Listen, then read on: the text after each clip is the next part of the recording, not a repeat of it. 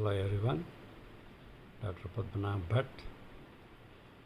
ಇವತ್ತು ನಾನು ಮಾತಾಡಲಿಕ್ಕೆ ಹೋಗ್ತಾ ಇರುವಂತಹ ವಿಷಯ ಪ್ರೋಟೀನ್ ಕ್ಯಾಲರಿ ಮ್ಯಾಲ್ನ್ಯೂಟ್ರಿಷನ್ ಅಂಥೇಳಿ, PCM ಅಂಥೇಳಿ. ಅಂದರೆ ನಿಮಗೆ ಗೊತ್ತಿರೋ ಹಾಗೆ ನಮ್ಮ ದೇಹದ ಬೆಳವಣಿಗೆಗೆ, ಮಾಂಸಖಂಡಗಳ ಮತ್ತು ಸ್ನಾಯುಗಳು ಯಾವುದೇ ಆಗಲಿ ಬೆಳವಣಿಗೆಗೆ ಪ್ರೋಟೀನ್ ಮತ್ತು ಕಾರ್ಬೋಹೈಡ್ರೇಟ್ಸ್ ಎರಡು ಬಹಳ ಮುಖ್ಯ. ಅದರ ಜೊತೆ ಒಂದಷ್ಟು ವಿಟಮಿನ್ಗಳು, ಮಿನರಲ್ಸ್ಗಳು ಎಲ್ಲ ಬೇಕಲ್ವ. ಈ ಪ್ರೋಟೀನ್ ಅನ್ನೋದು ನಾವು ತಿನ್ನುವ ಆಹಾರದಲ್ಲಿ, ನಿಮ್ಗೆ ಗೊತ್ತಿರೋ ಹಾಗೆ ಮುಂಚೆನೂ ಬೇರೆ ಯಾವುದೋ ಟಾಪಿಕ್ ಮಾತಾಡುವಾಗ ಹೇಳಿದ್ದೇನೆ, ಪ್ರೋಟೀನ್ ಸಾಧಾರಣ ಮಟ್ಟಿಗೆ ದವಸ ಧಾನ್ಯಗಳಲ್ಲಿ ಸಿಗುತ್ತವೆ. ಅದರಲ್ಲಿ ನಾನು ಡಯಾಬಿಟಿಸ್ ಬಗ್ಗೆ ಮಾತಾಡಿದಾಗ ಹೇಳಿದ್ದೀನಿ. ಕ್ಯಾಲೋರೀಸ್ ಯಾವುದರಲ್ಲಿ ಜಾಸ್ತಿ, ಯಾವುದರಲ್ಲಿ ಕಮ್ಮಿ ಅಂಥೇಳಿ. ಇದು ರಾಗಿ, ನವಣೆ, ಗೋಧಿ ಇತ್ಯಾದಿಯಲ್ಲಿ ಪ್ರೋಟೀನ್ ಜಾಸ್ತಿ. ಈ ಪ್ರೋಟೀನ್ ಕೆಲಸ ಏನು? ನಿಮ್ಮ ಸ್ನಾಯುಗಳ ಬೆಳವಣಿಗೆಗೆ, ನಿಮ್ಮ ಮಸಲ್ ಬೆಳವಣಿಗೆಗೆ ಪ್ರೋಟೀನ್ ಬೇಕು ಅಲ್ವಾ. ಸೊ ಬೆಳವಣಿಗೆ ಎಷ್ಟು ಮುಖ್ಯವೋ ಹಾಗೆ ನಮಗೆ ಶಕ್ತಿ ಕೂಡ ಬೇಕು ಅಲ್ವಾ. ಶಕ್ತಿ ಯಾವುದರಿಂದ ಬರುತ್ತೆ? ಕಾರ್ಬೋಹೈಡ್ರೇಟ್ಸ್ ನಾವು ಏನೇನು ತಗೊಳ್ತೀವಿ ಅದು ಸಕ್ಕರೆಯಾಗಿ ಕನ್ವರ್ಟ್ ಆಗುತ್ತೆ, ಗ್ಲೂಕೋಸ್ ಆಗಿ ಕನ್ವರ್ಟ್ ಆಗುತ್ತೆ. ಗ್ಲೂಕೋಸ್ನಿಂದ ಶಕ್ತಿ ಬರುತ್ತೆ. ಯಾವುದೇ ಆಹಾರ ಪದಾರ್ಥ ನಾವು ತಗೊಂಡಾಗ ಅದರಲ್ಲಿ ಕಾರ್ಬೋಹೈಡ್ರೇಟ್ಸ್ ಅಂದರೆ ಅದು ಮೇಧಸ್ಸು ಅಂತೀವಿ, ಅದು ಅಷ್ಟು ಶುದ್ಧ ಕನ್ನಡ ಇವಾಗ ಯಾರಿಗೂ ಬರೋದಿಲ್ಲ. ಕಾರ್ಬೋಹೈಡ್ರೇಟ್ಸ್, ಸೊ ಕಾರ್ಬ್ಸ್ ಅಂತಾರೆ. ಅದ್ರ ತುಂಬ ಕಾರ್ಬ್ಸ್ ಇದೆ ಬೇಡ ಅಂತ ಹೇಳ್ಬಿಟ್ಟು. ಸೊ ಕಾರ್ಬೋಹೈಡ್ರೇಟ್ಸ್ಗಳು ಆ್ಯಕ್ಚುಲಿ ಅದು ಬೇಕು, ಬಟ್ ಲೆಕ್ಕಾಚಾರವಾಗಿ ಬೇಕು. ಅದಕ್ಕೆ ಕರೆಕ್ಟಾಗಿ ಒಂದು ರೇಷಿಯೋ ಹೇಳಬೇಕು ಅಂದರೆ, ನಮ್ಮ ದೇಹಕ್ಕೆ 60% ಪ್ರೋಟೀನ್ ಬೇಕು ಅಂತಂದರೆ 40% ಕಾರ್ಬೋಹೈಡ್ರೇಟ್ಸ್ ಕೂಡ ಬೇಕು. ಸೊ ನಮ್ಮ ಆಹಾರದಲ್ಲಿ ಇದು ಎರಡು ಒಂದು 60-40 ರೇಷಿಯೋದಲ್ಲಿದ್ದರೆ, 3:2 ರೇಷಿಯೋದಲ್ಲಿದ್ದರೆ ಬಹಳ ಒಳ್ಳೆಯದು. ಜೊತೆಗೆ ಹಲವಾರು ವಿಟಮಿನ್ಗಳು ನಿಮಗೆ ಗೊತ್ತಿರೋ ಹಾಗೆ B complex, vitamin A, vitamin ಇತ್ಯಾದಿ ಸುಮಾರು ಐಟಮ್ಗಳಿವೆ. ಇವೆಲ್ಲ ನಮ್ಮ ಆಹಾರದಲ್ಲಿ ಸಾಕಷ್ಟು ಪ್ರಮಾಣದಲ್ಲಿದ್ದರೆ ನಮಗೆ ನಾವು ಆರೋಗ್ಯವಾಗಿರ್ತೇವೆ. ಯಾವಾಗ ಇದರದ ಅಂಶ ಕಮ್ಮಿ ಆಗ್ತದೋ, ಇದು ಇಂಟೇಕ್ ಕಮ್ಮಿ ಆಗ್ತದೋ, ಆವಾಗ ಅದಕ್ಕೆ ಸರಿಯಾಗಿ ನಮಗೆ ಕೆಲವು ಕಾಯಿಲೆಗಳು ಬರ್ತವೆ. ಪ್ರೋಟೀನ್ ಮತ್ತು ಕ್ಯಾಲೋರಿ ಎರಡು ಅಂದರೆ ದೇಹಕ್ಕೆ ಮಗು ಆಹಾರ ತಗೊಳ್ಳೋದೇ ಕಮ್ಮಿ, ತಗೊಂಡ್ರೂ ಕೂಡ ಅದರಲ್ಲಿ ಸಾಕಷ್ಟು ಪ್ರೋಟೀನ್ ಇಲ್ಲ, ಸಾಕಷ್ಟು ಕಾರ್ಬೋಹೈಡ್ರೇಟ್ ಇಲ್ಲ. ಸೊ ಇಂತಹ ಒಂದು ಕಂಡೀಷನ್ಗೆ ಮಗುವಿಗೆ ಬಂದರೆ ಅದನ್ನು ನಾವು ಮೆಡಿಕಲ್ ಲ್ಯಾಂಗ್ವೇಜಲ್ಲಿ ಕ್ವಾಶಿಯಾರ್ಕರ್ ಅಂತ ಹೇಳ್ತೀವಿ. ಕ್ವಾಶಿಯಾರ್ಕರ್ ಅಂದರೆ ರೆಡ್ ಬೇಬಿ ಅಂತ ಅಂದರೆ ಈ ತಲೆ ಕೂದಲು ಎಲ್ಲನೂ ಒಂಥರ ಕೆಂಚಿಗಿರುತ್ತೆ, ಅದು ಬ್ಲ್ಯಾಕ್ ಕಲರ್ ಬಂದಿರಲ್ಲ. ಸೊ ಕ್ವಾಶಿಯಾರ್ಕರ್ ಅಂತ ಹೇಳ್ತಾರೆ. ಮಗುವಿಗೆ ಬರೀ ಮೂಳೆ ಅಷ್ಟೇ ಎದ್ದು ಕಾಣಿಸ್ತದೆ, ಚರ್ಮ ಮತ್ತು ಮೂಳೆ. ಎಲ್ಲೆಲ್ಲಿ ಮಸಲ್ಸು ನಮ್ಮ ಆರ್ಮಲ್ಲಿ, ಲೆಗ್ಸಲ್ಲಿ ಎಲ್ಲಿ ಮಸಲ್ಸ್ ಇರಬೇಕೋ ಅಲ್ಲಿ ಮಸಲ್ಸ್ ಇರಲ್ಲ. ಸೊ ಒಂದು ಮಗು ತೆಳ್ಳಗೆ ಒಂದು ಅಸ್ಥಿಪಂಜರ ಥರ ಕೂತಿರ್ತದೆ, ಹೊಟ್ಟೆ ಮಾತ್ರ ಇಷ್ಟು ಡಬ್ಬ ಇರ್ತದೆ, ಇಷ್ಟು ದಪ್ಪ ಊದಿರುತ್ತೆ. ಇಂತಹ ಮಗುವನ್ನು ನೋಡಿದ ತಕ್ಷಣ ನಾವು ಹೇಳ್ಬೋದು ಈ ಮಗು ಕ್ವಾಶಿಯಾರ್ಕರ್ ಮಗು. ಪ್ರೋಟೀನ್ ಮತ್ತು ಕ್ಯಾಲರಿ ಎರಡೂ ಇದಕ್ಕೆ ಇಲ್ಲ, ಕಮ್ಮಿ ಆಗ್ತಾಯಿದೆ ಅಂತ ಹೇಳಿಬಿಟ್ಟು. ಸೊ ಈ ಪಾಟ್ ಬೆಲ್ಲಿಡ್ ಮಗುವನ್ನು ನಾವು ನೆಗ್ಲೆಕ್ಟ್ ಮಾಡದೆ ಆದಷ್ಟು ಬೇಗ ವೈದ್ಯರ ಹತ್ರ ಕರ್ಕೊಂಡು ಹೋಗ್ಬಿಟ್ಟು ಅದಕ್ಕೆ ತಕ್ಕದಾದಂತಹ ಅವರು ಸಲಹೆ ಕೊಡ್ತಾರೆ. ಯಾವ್ಯಾವ ಆಹಾರ ಪದಾರ್ಥದಲ್ಲಿ ಏನೇನಿದೆ ಅಂತ ಒಂದು ಚಾರ್ಟ್ ಮಾಡಿಕೊಡ್ತಾರೆ, ಅದರ ಪ್ರಕಾರ ಮಗುವಿಗೆ ಕೊಡಬೇಕು. ಆಮೇಲೆ ಪ್ರೋಟೀನ್ ಕ್ಯಾಲರಿ ಮ್ಯಾಲ್ನ್ಯೂಟ್ರಿಷನ್ನು ನಾನು ವರ್ಮ್ಸ್, ಹೊಟ್ಟೆಯೊಳಗೆ ಜಂತುಹುಳುಗಳು ಜಾಸ್ತಿ ಆದಾಗಲೂ ಆಗುತ್ತೆ. ಯಾಕಂದರೆ ನಾವು ಏನೇನು ಕೊಡ್ತೀವೋ ಅದೆಲ್ಲ ಮಗುವಿಗೆ ಪೂರ್ತಿ ದಕ್ಕಲ್ಲ, ಅದು ವರ್ಮ್ಸ್ ಪಾಲಾಗತ್ತೆ. ಸೊ ಅದು ಒಂದು ಜ್ಞಾಪಕ ಇಟ್ಕೊಳ್ಳಿ.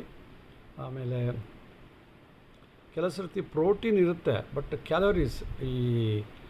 ಕ್ಯಾಲೋರೀಸ್ ಏನು ಒಳಗೆ ಹೋಗದೆ ಮಗು ತುಂಬ ಕ್ಷೀಣವಾಗಿರ್ತದೆ, ಏನೂ ಮಾಡಲಿಕ್ಕೂ ಶಕ್ತಿ ಇರೋದಿಲ್ಲ. ಅದನ್ನು ಮೆರಾಸ್ಮಸ್ ಅಂತ ಹೇಳ್ತೀವಿ. ಬೇಡ, ಅಷ್ಟೆಲ್ಲ ನಿಮಗೆ ಬೇಕಾಗಿಲ್ಲ.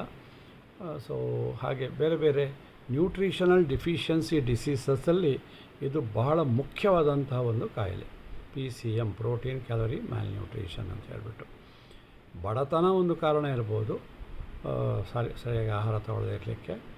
ಮತ್ತು ಮಗುವಿಗೆ ಬೇರೆ ಏನಾದರೂ ಎಕ್ಸಿಸ್ಟಿಂಗ್ ಡಿಸೀಸಸ್ ಏನಾದರೂ ಇದೆಯಾ, ಮಗು ತುಂಬ ಸಮಯದಿಂದ ಮಗುವಿಗೆ ಕೆಮ್ಮು ಬರ್ತಾ ಇದೆಯಾ, ಜ್ವರ ಬರ್ತಾ ಇದೆಯಾ, ಪದೇ ಪದೇ ಮಗು ಕಾಯಿಲೆಯಿಂದ ಬಳಲ್ತಾ ಇರ್ಬೋದು, ಪದೇ ಪದೇ ಜ್ವರ ಬರ್ಬೋದು, ತುಂಬ ಸುಸ್ತು ಅಂತ ಹೇಳ್ಬೋದು, ಮಗು ಯಾವಾಗಲೂ ಮಲ್ಕೊಂಡೇ ಇರ್ಬೋದು. ಸೊ ಹೀಗಾಗಿ ಇದು ಮುಖ್ಯವಾಗಿ ಮಕ್ಕಳಲ್ಲಿ ಕಾಣಿಸ್ಕೊಳ್ಳೋ ಕಾಯಿಲೆ. ಆದ್ದರಿಂದ ಯಾವಾಗಲೂ ಟಯರ್ಡ್ ಫೀಲಿಂಗು, ಯಾವಾಗಲೂ ಸುಸ್ತು, ಯಾವಾಗಲೂ ನಿದ್ದೆ ಮಾಡ್ತಾ ಇರೋದು, ಇಂತಹ ಮಗುಗೆ PCM ಅಥವಾ ಕ್ವಾಶಿಯೋರ್ಕರ್ ಇದೆ ಅಂತ ಹೇಳ್ತೀವಿ. ಇದಕ್ಕೆ ಇದು ಡಿಫಿಷಿಯನ್ಸಿ ಕಾಯಿಲೆ. ಯಾವಾಗ ಡಿಫಿಷಿಯನ್ಸಿ ಇರುತ್ತೋ ಅದಕ್ಕೆ ಸರಿಯಾಗಿ ಅದನ್ನು ಸಪ್ಲೈ ಮಾಡಬೇಕು ನಾವು. ಸೊ ನಮ್ಮ ಇದರಲ್ಲಿ ಒಂದು ಗಾದೆ ಇದೆ, ನಮ್ಮ ಸೌತ್ ಇಂಡಿಯನ್ ಫುಡ್ ಇಡ್ಲಿಯಲ್ಲಿ ಪ್ರೋಟೀನ್ ಮತ್ತು ಕಾರ್ಬೋಹೈಡ್ರೇಟ್ಸ್ ಎರಡು ಕರೆಕ್ಟ್ ಪ್ರಮಾಣದಲ್ಲಿದೆ ಅಂತೆ. ಓಕೆ, 3 ಅಕ್ಕಿಗೆ 2 ಉದ್ದಿನಬೇಳೆ ಹಾಕಬೇಕು ಅಂತ ಹೇಳಿಬಿಟ್ಟು. So that is the best and healthy food. ಅದರಲ್ಲಿ ಎಣ್ಣೆನೇ ಇರೋಲ್ಲ ನೋಡಿ, ಆಯಿಲ್ ಬೀಳೋದೇ ಇಲ್ಲ ಅದಕ್ಕೆ. So idli is the healthiest food ಅಂತ ನಾವು ಹೇಳ್ತೀವಿ. ಸೊ ಹೀಗೆ ಮತ್ತು ಬೇರೆ ಎಗ್ ತಿನ್ನೋರಿಗೆ ಎಗ್ನಲ್ಲಿ ಕೂಡ ಹಾಗೆ ಇದೆ ಪ್ರೋಟೀನ್. ಆ ಬಿಳಿ ಪೋರ್ಷನ್, ಎಗ್ಗಿನೊಳಗಡೆ ಬಿಳಿ ಪೋರ್ಷನ್ ಏನಿದೆಯೋ ಅದು ಪ್ರೋಟೀನು, ಎಲ್ಲೋ ಪೋರ್ಷನ್ ಏನಿದೆಯೋ ಅದು ಫ್ಯಾಟು ಮತ್ತು ಒಂಚೂರು ಕಾರ್ಬೋಹೈಡ್ರೇಟ್ ಕೂಡ ಇದೆ. ಅದರಲ್ಲಿ ಫ್ಯಾಟೇ ಜಾಸ್ತಿ, ಫ್ಯಾಟ್ ಮತ್ತು ಕಾರ್ಬೋಹೈಡ್ರೇಟ್ ಎರಡೂ ಇದೆ, ಆದರೆ ಪ್ರೋಟೀನ್ ಭಾಳ ಜಾಸ್ತಿ ಇದೆ. ಆದ್ದರಿಂದ ಎಗ್ಗನ್ನು ನಾವು ಸಜೆಸ್ಟ್ ಮಾಡ್ತೀವಿ ಈ ಥರ ಮಕ್ಕಳಿಗೆ. ಮತ್ತು ವೆಜಿಟೇಬಲ್ಸಲ್ಲಿ ಸಾಧಾರಣ ಮಟ್ಟಿಗೆ ಗಡ್ಡೆಗೆಣಸುಗಳಲ್ಲಿ ಪ್ರೋಟೀನ್ ಇರೋದಿಲ್ಲ, ಅದರಲ್ಲಿ ಕಾರ್ಬೋಹೈಡ್ರೇಟೇ ಜಾಸ್ತಿ. ನಾನು ಅದಕ್ಕೆ ಡಯಾಬಿಟಿಸ್ನಲ್ಲಿ ಭೂಮಿಯ ಕೆಳಗಡೆ ಬೆಳೆದಿರುವಂತಹ ಆಹಾರ ಪದಾರ್ಥ ತೊಗೊಳ್ಬೇಡಿ, ಅದರಲ್ಲಿ ತುಂಬ ಕಾರ್ಬೋಹೈಡ್ರೇಟ್ ಇದೆ, ಅಂದರೆ ಸಕ್ಕರೆಯಾಗಿ ಕನ್ವರ್ಟ್ ಆಗುತ್ತೆ ಅಂತ ಹೇಳ್ತೀವಿ. ಸೊ ಇದರಲ್ಲಿ ಕೂಡ ಹಾಗೆಯೇ, ಬಟ್ ಇದರಲ್ಲಿ ಸ್ವಲ್ಪ ಸಕ್ಕರೆ ಅಂಶವೂ ಕಮ್ಮಿ ಇರುತ್ತೆ ಮಕ್ಕಳಿಗೆ, ಅದಕ್ಕೆ ನಾವು ಕ್ಯಾಲೋರಿ ಇಲ್ಲ ಅಂತ ಹೇಳ್ತೀವಲ್ವ. ಆದ್ದರಿಂದ ಒಂದು ಸಮತೂಕದ ಆಹಾರ, ಬ್ಯಾಲೆನ್ಸ್ಡ್ ಡಯಟ್, ಒಂದಿಷ್ಟು ಅದು 3:2 ರೇಷಿಯೋದಲ್ಲಿ ಪ್ರೋಟೀನ್ ಮತ್ತು ಕಾರ್ಬೋಹೈಡ್ರೇಟ್ಸನ್ನು ತೊಗೊಂಡು ಅದರ ಜೊತೆ ಸೊಪ್ಪು ತರಕಾರಿಗಳು ಜಾಸ್ತಿ ಉಪಯೋಗ ಮಾಡಬೇಕು. ಸಾಧ್ಯವಾದರೆ ಹಣ್ಣು ಹಂಪಲುಗಳು ಅಂತ ಹೇಳಿದ ತಕ್ಷಣ ನನ್ನ ಪೇಷಂಟ್ಗಳು ಪಾಪ ಕಷ್ಟ ಆಗ್ತದೆ. ಹಣ್ಣಿಗೆ ರೇಟ್ ಎಷ್ಟು, ಹಣ್ಣು ಹಂಪಲುಗಳಿಗೆ ತರಕಾರಿಗೆ ರೇಟ್ ಎಷ್ಟು ಅಂತ ನನಗೂ ಗೊತ್ತಿರ್ತದೆ. ಒಬ್ಬ ತಾಯಿ ಒಬ್ಬಳು ಚೆನ್ನಾಗಿ ಹೇಳಿದ್ದನ್ನು, ಸರ್ ಏನಪ್ಪ ಇದು, ಮಗುವಿಗೆ ಸರಿಯಾಗಿ ಆಹಾರ ಕೊಡಲ್ಲ ನೀನು, ಸ್ವಲ್ಪ ಬೇಳೆಕಾಳಿನ ಅಂಶ, ಸ್ವಲ್ಪ ಹಣ್ಣುಗಳು ಕೊಡಮ್ಮ ಅಂತ ಹೇಳಿದ್ರೆ, ಆ ಮಗು ಸುಮ್ಮನೆ ಹಿಂಗೆ ಆ ಹೆಂಗಸು ನನ್ನ ನೋಡ್ತು, ಕಣ್ಣಲ್ಲಿ 2 ತೊಟ್ಟು ಹನಿ ಇತ್ತು, ಕಣ್ಣೀರು. ಸರ್ ನಾವು ಮನೇಲಿ 4 ಜನ ಇದ್ದೀವಿ ಸರ್, ನಾವು ಎಲ್ಲಿಂದ ತರಲಿ ಸರ್, ನಾವು ಮಾಡೋದು ಕೂಲಿ, ಎಲ್ಲಿಂದ ಸರ್ ಹಣ್ಣು ಹಂಪಲು ತರಲಿ, ಅದೆಲ್ಲ ಇರೋದು ಟಾನಿಕ್ ಬರ್ಕೊಡಿ ಸರ್, ನಾನು ಮಗುಗೆ ಮಾತ್ರ ಕೊಡ್ತೀನಿ ಅಂತ ಹೇಳಿಬಿಟ್ಟು. ನಾನು ಆವಾಗ MBBS ಮಾಡಿ ಹೊಸದಾಗಿ ನಾನು ಕ್ಲಿನಿಕ್ ಇಟ್ಟಿದ್ದು, ನನಗೂ ಅನುಭವ ಇರಲಿಲ್ಲ. ಸೊ ಹೇಳಲಿಕ್ಕೆ ನಮಗೆ ಥಿಯರಿ ಪ್ರಕಾರ ನಾವು ಆ ಥರ ಹೇಳ್ಬೋದು, ಬಟ್ ಪ್ರಾಕ್ಟಿಕಲ್ ಆಗಿ ಅವರು ತುಂಬ ಕಷ್ಟ ಅನುಭವಿಸ್ತಾ ಇರ್ತಾರೆ. ಸೊ ಹಾಗೆ ಪ್ರೋಟೀನ್ ಪೌಡರ್ ಬರುತ್ತೆ, ಆಮೇಲೆ ಇದು ಬಾಕಿದು ಎಲ್ಲ ಪೋಷಕಾಂಶಗಳಿರುವಂತಹ ಟಾನಿಕ್ ಬರುತ್ತೆ. ಸೊ ಹೀಗೆ ಒಂದು ಸಮತೋಲನ ಆಹಾರವನ್ನು ಕೊಡಬೇಕು. ಡಾಕ್ಟ್ರುಗಳು ಕೂಡ ಅದನ್ನೇ ಸಜೆಸ್ಟ್ ಮಾಡ್ತಾರೆ. ಮತ್ತು ಮನೆಯಲ್ಲಿ ತುಂಬ ಬಡತನ ಜೊತೆಗೆ ಸಂಪಾದನೆ ಕಮ್ಮಿ, ಹೀಗೆ ಇದ್ದಾಗ ಮಾತ್ರ ಈ ಕಾಯಿಲೆ ಬರ್ತದೆ ಸಾಮಾನ್ಯವಾಗಿ. ಸೊ ಅದರ ಕಡೆ ಸ್ವಲ್ಪ ಗಮನ ಕೊಡಬೇಕು. ಸರ್ಕಾರ ಕೂಡ ಏನೇನೋ ಕಾರ್ಯಕ್ರಮಗಳನ್ನು ಹಾಕ್ಕೊಂಡಿದೆ, ಅದು ಎಷ್ಟು ಬಡವರಿಗೆ ತಲುಪುತ್ತೆ ಅಂತ ನನಗೆ ಗೊತ್ತಿಲ್ಲ. ಆದರೆ ಇವತ್ತಿಗೂ ನನಗೆ ಈ ಥರದ ಮಕ್ಕಳು ಬರ್ತಾರೆ. ಮಕ್ಕಳು ಬಂದಾಗ ನನ್ನ ಅಡ್ವೈಸ್ ಕೊಡ್ತೀನಿ ಸಮತೋಲನ ಆಹಾರದ ಬಗ್ಗೆ.